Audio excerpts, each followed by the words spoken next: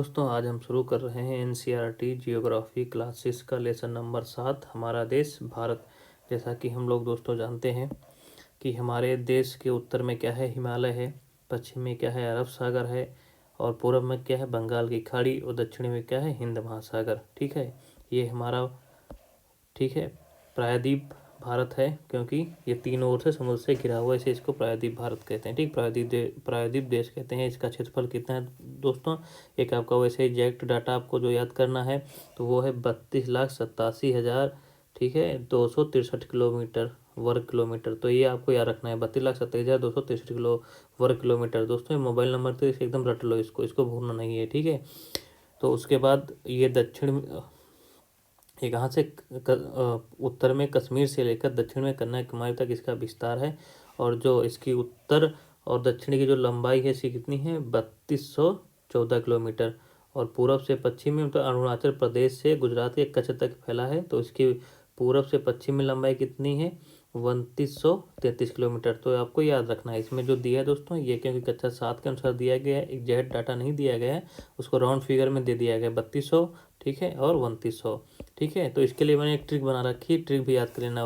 29-33 को मतलब हमने उनसे कहा कि ज़्यादा 3 तिकड़म ना करो, नहीं तो पूरी पकेंगी नहीं। तो दोस्तों मतलब उनसे 29 हो जाएगा, 3 तिकड़म मतलब 33 हो जाएगा। ठीक है, पूरी मतलब मान लेना कि पूरा पश्चिम हो गया। ठीक है, पकेंगी नहीं। ठीक है, पकी है ना, तो ये पूरा पश्चिम हो गया। और 32-14 मतलब हम 32 से माने बेर बना लिया। ठीक है, हम बेर खाएंगे प्रत्येक दूसरे सप्ताह में कितने 2 सप्ताह जोड़ोगे तो कितने दिन हो जाएंगे तुम्हारे, 14। दोस्तों ये आपकी ट्रिक हो गई, ट्रिक याद रखना, तो कोई विशेष आपको दिक्कत नहीं होगी। ठीक है दोस्तों, कि आपका 32-14 29-33। और इसे मोबाइल नंबर तो इसे याद कर लेना, चाहे 32-14 29-33, लेकिन ये 32-14 है दूसरे सप्ताह। ठीक है, तो आपका बेर ठीक है एक का, तो दिशा आपको याद ही रखना कौन इधर है। तो आपका ये पूरी नहीं पकेंगे, मतलब 29 ज़्यादा हमने उनसे कहा कि ज़्यादा 3 तिकड़म मत करो, नहीं तो पूरी पकेंगी नहीं। ठीक है, तो पूरा पश्चिम हो जाएगा, उनसे 29 हो जाएगा और 3 तिकड़म से 33 हो जाएगा। ठीक है दोस्तों, तो इससे आपका ये क्लियर हो जाएगा, ट्रिक हो जाएगा। फिर दोस्तों अपने भारत की जो स्थलीय सीमा है वो 15,200 किलोमीटर है, और जो तटीय सीमा है वो 7,516 किलोमीटर है। तो आप ये ध्यान रखना, इन चीज़ों को आप मोबाइल नंबर तरीके से आप डाटा याद कर लीजिए। ठीक है, उसके बाद देखते हैं कि हमारे देश में और क्या है। ऊंचे ऊंचे पर्वत, भारतीय महामरुस्थल, उत्तरी मैदान, आसमान, पठारी सतह, तटीय भाग एवं द्वीप समूह स्थलों के विभिन्नता को दर्शाते हैं, जहां जलवायु, वनस्पति, वन्य जीवों के साथ साथ भाषा एवं संस्कृति में भी बहुत भिन्नता है। क्योंकि हमारा देश क्या कहते हैं, भिन्नता में एकता। ठीक है, क्योंकि यहाँ पर जैसे हमारे देश पूरा है विभिन्न स्थल कृतियों से बना है, वैसे हमारे देश में विभिन्न धर्म के लोग, विभिन्न धर्म और जात के लोग भी रहते हैं, तो आपको याद रखना है। तो वर्ष 2011 में इसकी जनगणना हुई थी, तो आबादी कितनी आई है, 120 करोड़ आई है। उसके बाद देखिए दोस्तों स्थिति का देखिए, ये भारत किस गोलार्ध में है, आपको बताया था उत्तरी गोलार्ध में है, इससे कर्क रेखा गुजरती है। कर्क रेखा कितने अंश की है, 23.5 अंश की है ना, 23 अंश 30 मिनट की। ठीक है, 23.5 अंश की है। उत्तरी अक्षांश इसको बोलते हैं, कर्क रेखा को। देश के लगभग मध्य भाग से गुजरती है। दक्षिण से उत्तर की ओर भारत की मुख्य भूमि का विस्तार कितना है, देखो ये आपको ये भी याद रखना है। ठीक है, दक्षिण से उत्तर की ओर। ठीक है, तो 8 अंश 4 मिनट उत्तरी अक्षांश। ठीक है, 37 अंश 6 मिनट उत्तरी अक्षांश, ये आपको याद रखना है। और फिर ये पश्चिम से लेकर पूर्व तक 68 अंश। ठीक है, 68 अंश 7 मिनट पूर्व। ठीक है, और से लेकर आपका 97 अंश 25 मिनट पूर्व देशांतरों के बीच है, ये आपको याद रखना है। ठीक है, और ये लगभग कितना है, ठीक है, देशांतरी विस्तार लगभग कितना है, इसमें 29 अंश है। देशांतरी विस्तार क्या होता है दोस्तों, अभी बता रहे हैं, फिगर से बताएंगे। ठीक है, 2 छोरों पर स्थित है। अब इसका देखिए, अब इसका जो इनको अंतर लगभग आपने देख ही लिया है। ठीक है, कि 2 छोरों पर स्थित स्थानों के स्थानीय समय में बहुत अधिक अंतर हो सकता है। इस तरह की दूरी पर स्थित 2 स्थानों के बीच समय का अंतर लगभग 2 घंटे है। अपने हम जब अक्षांश देशांतर रेखाएं पढ़ाए थे तो उसमें हमने बताया था ना कि आपका अगर अरुणाचल प्रदेश और यहाँ पर गुजरात का एकदम लास्ट का पॉइंट लेंगे तो लगभग 2 घंटे का अंतर आता है। तो दोस्तों एक इसमें ब्रैकेट में चीज़ लिखी है, उसको आप देख लीजिए। जैसे बड़े देश जिनका विस्तार पूर्व से पश्चिम की ओर ज़्यादा होता है, तो उन्होंने समय जो मानक समय एक नहीं होता है, ठीक है। जैसे संयुक्त राज्य अमेरिका ने 7 माने हैं, कनाडा ने मानक समय कितने माने हैं, 6 माने हैं। तो रूस ने कितने माने हैं, पिछले पाठ में हम पढ़ चुके हैं, 11 उन्होंने रूस ने माने हैं मानक समय, ठीक है। तो उसमें से समझ में आया, भारत में एक ही है जो आपका 82.5 अंश है, ठीक है। आपका ना 82 अंश और 30 मिनट, ये आपको याद है, आपको याद रखना चाहिए दोस्तों, आपको ये डाटा याद होना चाहिए। उसके बाद देखिए, एक देशांतर के लिए स्थानीय समय में कितने मिनट का फर्क होता है, 4 मिनट का, ठीक है। पश्चिम में गुजरात की अपेक्षा पूर्व के अरुणाचल प्रदेश में सूर्योदय लगभग 2 घंटे पहले हो जाता है। आपका पूरा डिटेल से हमने वहाँ पर समझाया था। अगर नहीं समझ में आया, इसमें कोई दिक्कत हो तो दूसरा पार्ट का वीडियो आप लोग देख लेना, ठीक है। हमने पढ़ रखा है कि 82 अंश 30 मिनट पूर्व देशांतर के स्थानीय समय को भारत का मानक समय माना गया है। इसे यमोत्तर को भारत का मानक यमोत्तर भी कहा जाता है। इस यमोत्तर को क्या कहते हैं, क्योंकि देशांतर रेखा को यमोत्तर भी कहते हैं, ठीक है। तो बताया था वहाँ पर। तो 82 अंश 30 मिनट पूर्व देशांतर रेखा को हम क्या कहते हैं, भारत का मानक यमोत्तर भी कहा जाता है। इसके डिटेल में लेसन 2 में बताया है दोस्तों, इसलिए हम डिटेल में नहीं जाएंगे। तो ठीक है, 7 देशों की स्थलीय सीमा हमारे देश से जुड़ती है। 7 देश कौन से आप मानते हो, पाकिस्तान, अफगानिस्तान, ठीक है। देखो पाकिस्तान या जम्मू कश्मीर में जुड़ रहा है, ठीक है। ये अफगानिस्तान भी यहाँ जुड़ रहा है, ठीक है, एकदम हल्की। खैर ये पाक ने जो कश्मीर पे कब्जा कर रखा उससे जुड़ता है, बट हम इसको गिनते हैं, क्योंकि पाकिस्तान हो गया, अफगानिस्तान हो गया 2, ठीक है। फिर आपका चीन हो गया 3, नेपाल हो गया 4, भूटान हो गया, ठीक है 5, बांग्लादेश हो गया 6, म्यांमार हो गया 7। तो ये 7 देश हमारे पड़ोसी देश हैं जो हमारी स्थलीय सीमा को स्पर्श करते हैं, ठीक है। तो यही स्थलीय सीमा जो 15,200 किलोमीटर है, यही स्थलीय सीमा है, ठीक है, भारत की। और ये तटीय सीमा है, ठीक है। तो ठीक है, तो ये चीज़ें वो डाटा आपको मोबाइल नंबर से याद रखना। तो ये जो आपका विस्तार है, ठीक है, तो आप वो भी याद रखना, ठीक है। जैसे आप यहाँ पर देख रहे हैं, ठीक है, ये इसका विस्तार पूरा वहाँ से पूरा डाटा तरीके से आप लोग याद रखना, जैसे क्योंकि कभी कोई पूछे तो आपको कोई दिक्कत नहीं होनी चाहिए। अब देख लीजिए आपका ये जो फिगर है आपका देश का, ठीक है, इसमें आपके सारे राज्य लिखे हुए हैं। आप इस वर्तमान समय में देखेंगे तो आपके 28 राज्य बचे हैं और 8 केंद्र शासित प्रदेश बचे हैं, क्योंकि अब ये जम्मू कश्मीर जो राज्य था उसको हमने 2 केंद्र शासित प्रदेशों में बांट दिया है, ठीक है। तो आपके कितने हो गए, 2, ये एक राज्य 2 केंद्र शासित प्रदेशों में बट गए हैं। तो अब आप केवल, ठीक है, और 8 केंद्र शासित प्रदेश हो गए हैं और 28 आपके राज्य हो गए हैं, ठीक है, आप याद रखना। और सबसे लेटेस्ट राज्य जो बना था 2014 में तेलंगाना बना था, ठीक, जो 29वां राज्य हुआ था। लेकिन अब जब ये जम्मू कश्मीर को हटा दिया गया राज्य की श्रेणी से, इसको जब केंद्र शासित प्रदेश बना दिया गया तो राज्य कम हो गया, केंद्र शासित प्रदेश आपका, ठीक है, 8 हो गए। तो समझिए पहले 7 थे तो 2 बढ़ने चाहिए थे, 8 9 होने चाहिए थे, लेकिन यहाँ पर जो 2 थे ना, दादरा नगर हवेली और दमन को, उनको मिलाकर 1 कर दिया गया, ठीक है। ये चीज़ें आप ध्यान रखना, ठीक है। तो अब देखिए आपका जो एक हमारा कुछ देश हैं जो हमारे समुद्र में भी आसपास रहते हैं, तो स्थलीय देश से। समुद्र में हमारे आसपास कौन से देश हैं, जैसे मालदीव है ये यहाँ पर, ठीक है, और ये श्रीलंका है। श्रीलंका को भारत से कौन जोड़ती है, जल संधि जोड़ती है। जल संधि का क्या नाम है, हमने पहले भी बताया था, पाक जल संधि नाम है इसका ना, पहले लेक्चर में हम इसका उल्लेख कर चुके हैं। पाक जल संधि जो है भारत को श्रीलंका से अलग करती है, या कह लीजिए जोड़ती है, ठीक है, बीच में।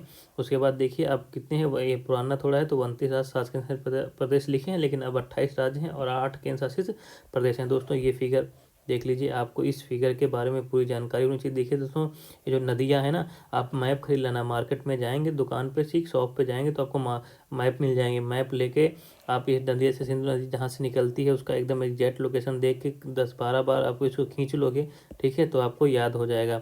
सिंधु नदी, ये झेलम नदी, चेनाब नदी, रावी नदी, सतलज नदी, इनको ही पंचनाद भी बोलते हैं। 5 नदी के संगम को क्या बोलते हैं, साथ में चलते हैं, इनको पंचनाद बोलते हैं। पंचनाद आके इसमें किसी सिंधु नदी में मिल जाते हैं। कौन 5 है, देखो, झेलम है, चेनाब है, रवि है और सतलज है, और एक ब्यास नदी बीच में आती है, ठीक है, जैसे ब्यास आती है सतलज से यहाँ पर मिल जाती है। तो ये 5 नदी होती हैं, इनके संगम को पंचनाद बोलते हैं। ये आप देखो इसमें फिगर में बहुत अच्छे से दिया है दोस्तों कि आप कहाँ से कौन सी नदी निकलती है। तो ये जो मुख्य नदी है गंगा नदी, आप यहाँ से निकाल देंगे, ठीक है, और ये यमुना नदी निकाल देंगे, यहाँ की यहाँ पर मिल जाएगी, ठीक है।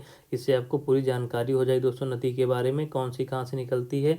तो ये जब आप मेन नदी आप बना लेंगे, ठीक है, तो कोई आपको दिक्कत नहीं। ब्रह्मपुत्र नदी है, इधर से देखो आई है, ठीक है, ये आपकी महानदी हो गई, ठीक है, ये आपकी नर्मदा नदी हो गई, और ये तापी नदी हो गई, ये चंबल नदी हो गई, ठीक है, और ये आपकी गोदावरी नदी हो गई, कहाँ से जाती है, और ये आपकी कृष्णा नदी हो गई, ठीक है, ये आपकी कावेरी नदी हो गई, ठीक है।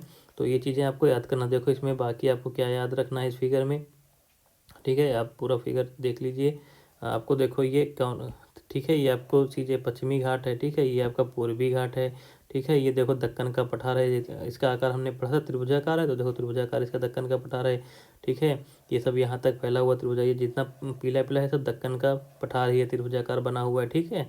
ये अरावली श्रेणियाँ हैं, ठीक है, अरावली श्रेणियाँ कौन सी हैं? वलित पर्वत होती हैं, विश्व की सबसे पुरानी वलित पर्वत हैं, ठीक है।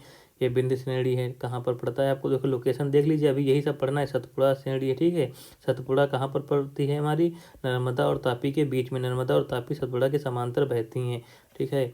तो आपको ये गंगा नदी जा रही है, ठीक है, यहाँ पर अब आपने देख लिए। अब इसके आगे हम पढ़ते हैं, ठीक है।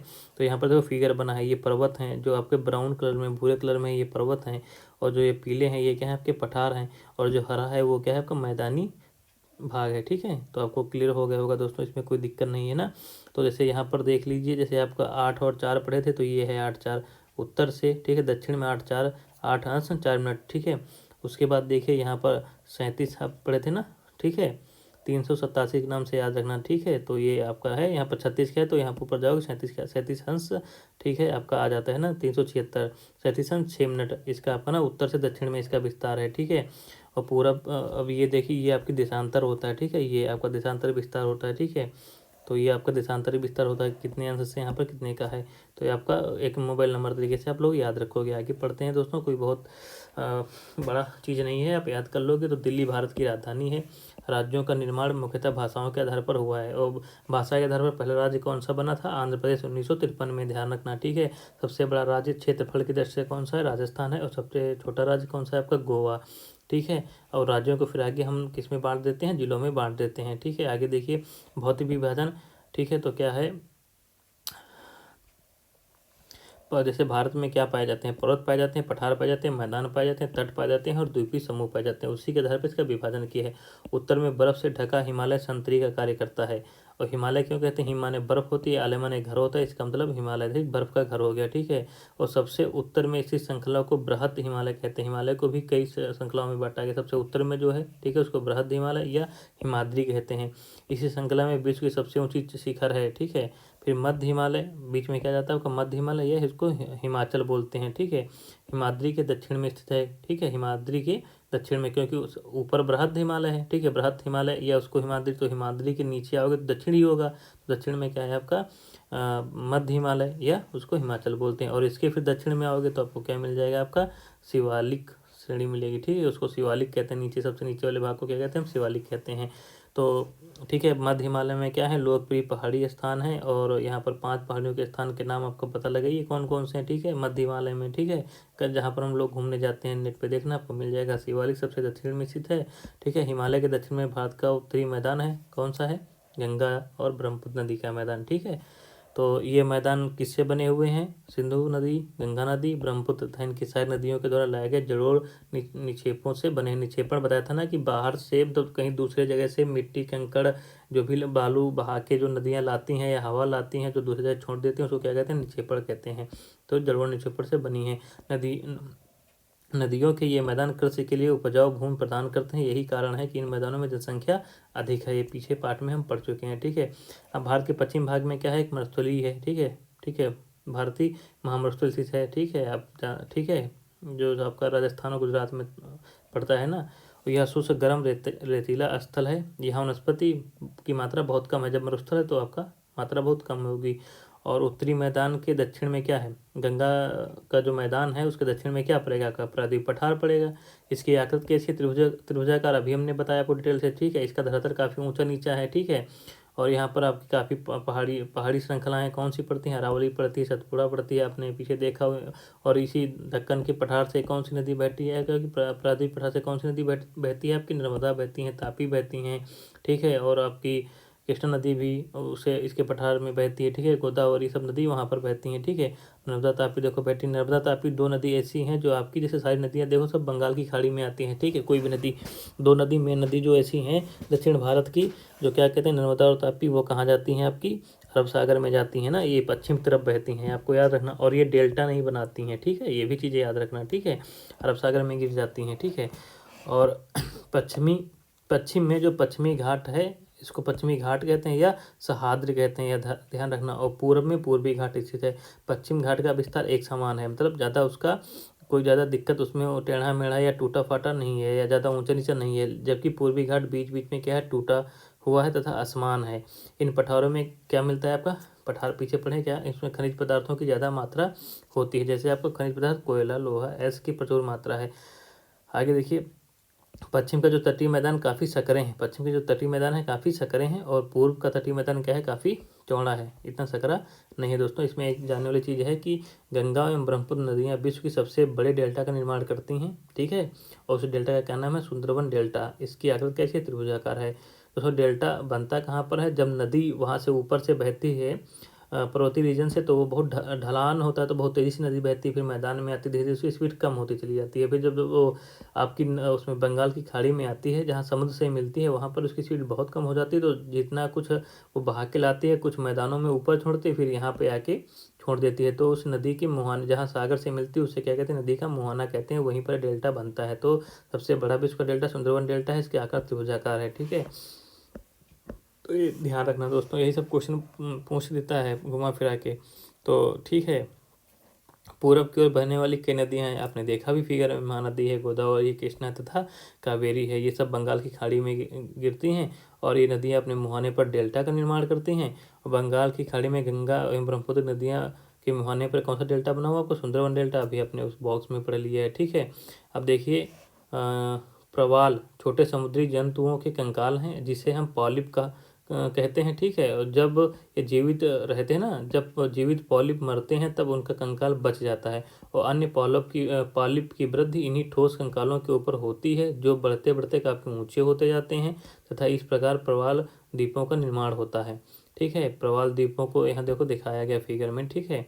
तो प्रवाल द्वीप से लक्ष्य द्वीप हैं, सब प्रवाल द्वीप ही है ना। ये प्रवाल द्वीप वही जो प्रवाल को ना पॉलिप कहते हैं। ये जब पॉलिप मर जाता है, तो उसका जो कंकाल है ख़त्म नहीं होता है, जम जाता है, उस पर नए पॉलिप आते रहते हैं, ठीक है। ये कंकाल पे कंकाल पे कंकाल, कंकाल पे कंकाल, तो ये द्वीप बनते रहते हैं, ठीक है।